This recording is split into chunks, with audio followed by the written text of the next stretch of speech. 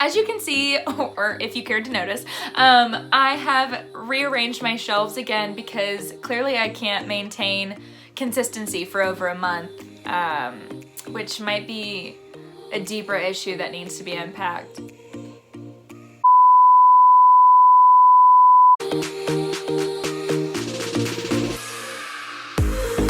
Hi everyone, and welcome back to my channel. My name's Ashley and I'm so thankful that you decided to watch this video. Before we even begin, I want you to go right now. No, I'm not kidding. Right now and hit that subscribe button because I'm so excited for everything that I have planned for the month of June and I want you to get your notifications, okay? So what this video is about is I'm gonna be running through all of the books that I'm gonna be reading in the month of June, otherwise known as my June TBR. Now, some of the books that I decide to read for the month of June may not even be in this list because I am a mood reader. So if I wanna cry, I'm gonna read a book that I know in full confidence is gonna make me cry. If I wanna laugh, same thing. So I'm just giving you a very loose list. I'm sorry that I keep looking at myself, but I'm filming with my phone, so it's very hard to look at this little dot, and also apparently I'm just super narcissistic. So there's that.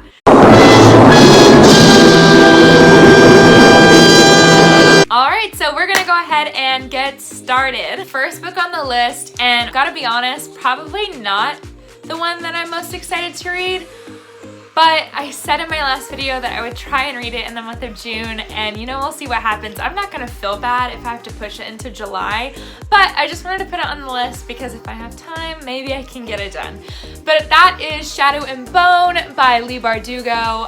As you guys know, this is a Netflix show. I'm a little behind. This book has been out for a long time and it's getting all the hype, but clearly it's really just not getting to me. Y'all know I just want to read the Crow's book, but I can't until I read this. So I just need to go ahead and bite the bullet. This is a YA fantasy book, and you guys know that I love fantasy. So I really shouldn't be having issues here. I really shouldn't. All right, the next book that I want to read is actually a reread. I read this book initially when I was in college, so probably about 3 or 4 years ago, and I absolutely loved it, but it has been so long, and I read it on my Kindle, and I really wanted a tangible copy because I was like, I want to annotate and like I want to write in it because it was so beautifully written. I'm so excited, and that is All Your Perfects by Colleen Hoover. Guys, I know what happens, okay? But I just need to read it again because it was seriously one of the best books I've ever read. This book basically is about Quinn and Graham, and currently they are married, and it shows you constant flashbacks of, you know, how they met and like how they fell in love and how they got engaged and so on and so on. And then you're jumping 8 years forward. I think it's 8 years, and their marriage is falling apart because of infertility. And one thing I really like about this book is that a lot of the time when you read contemporary romances, you get the story of how they meet up until marriage. You don't really get after the marriage, like we know marriage is hard. I mean, I personally don't. This is basically like the story of their marriage, and currently, like in present time, like their marriage is falling apart. So we're on this ride to figure out what is happening and how it's gonna be fixed, or even if it's gonna be fixed. And like, I've read this before, so I'm gonna go ahead and just do a recommendation. Like, y'all read this book because it is not just like romance. The book just gave me so many things to just like chew on.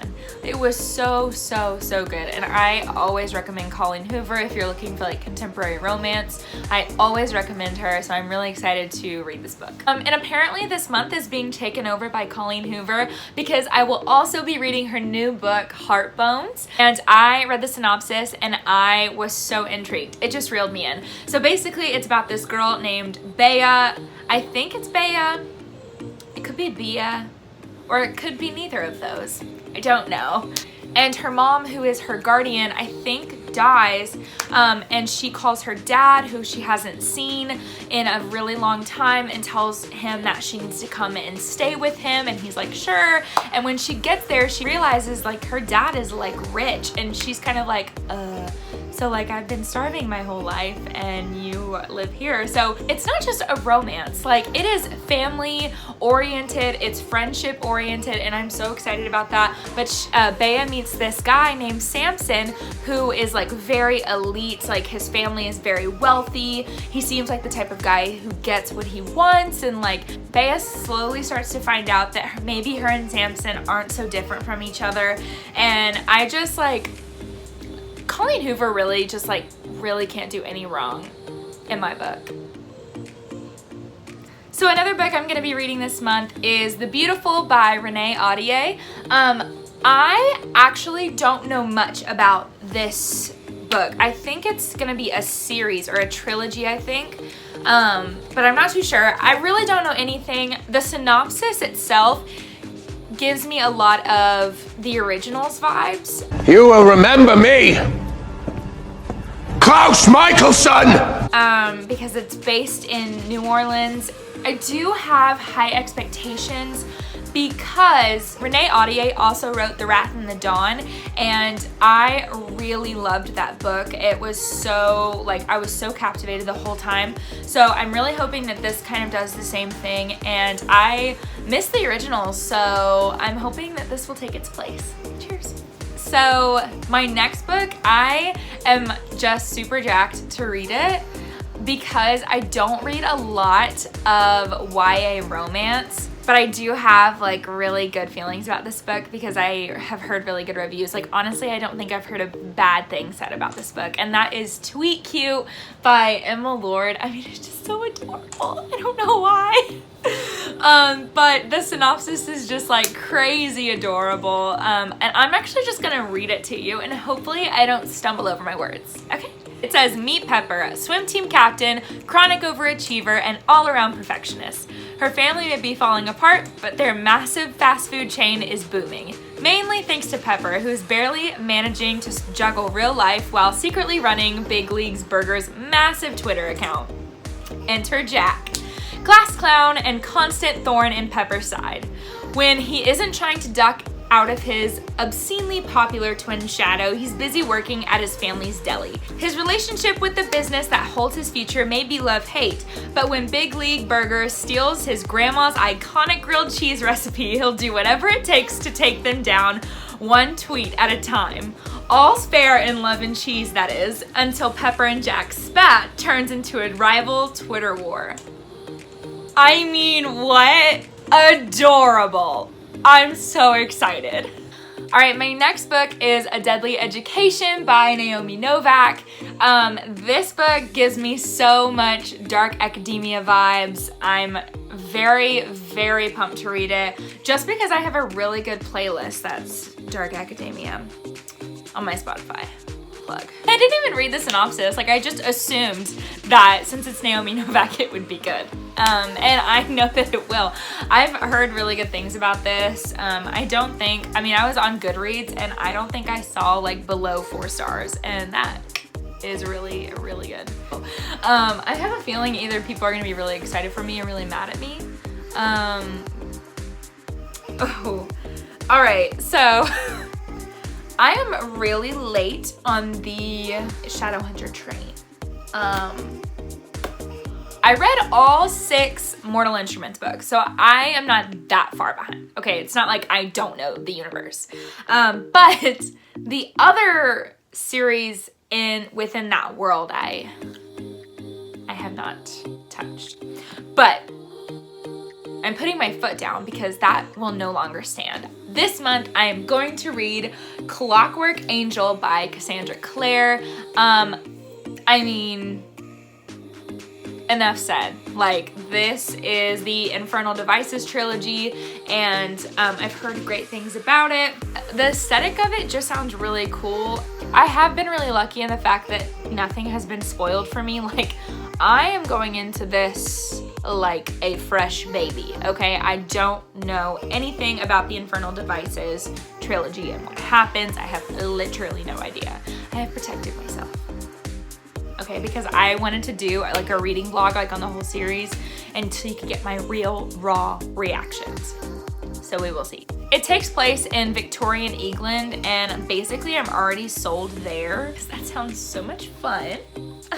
Yes, fancy. I think there's like a love triangle trope, and we love that tension. I mean, we all fell in love with it when it was Bella, Edward, and Jacob. Hello. The only thing that I know about this is that I think that there is a love triangle, which is always so much fun. It either is so fun or it gives me a lot of anxiety. It could be both.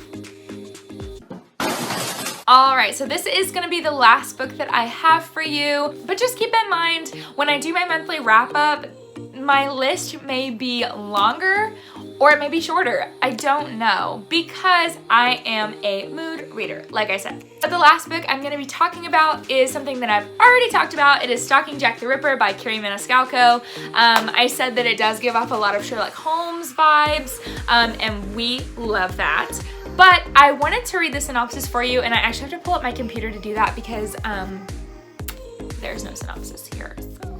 It says, 17-year-old Audrey Rose Wadsworth was born a lord's daughter, with a life of wealth and privilege stretched out before her. But between the social ties and silk dress fittings, she leads a forbidden secret life. Against her father's stern wishes and society's expectations, Audrey often slips away to her uncle's laboratory to study the gruesome practice of forensic medicine. When her work on a string of savagely killed corpses drags Audrey into an investigation of a serial murderer, her search for answers brings her close to her own sheltered world. That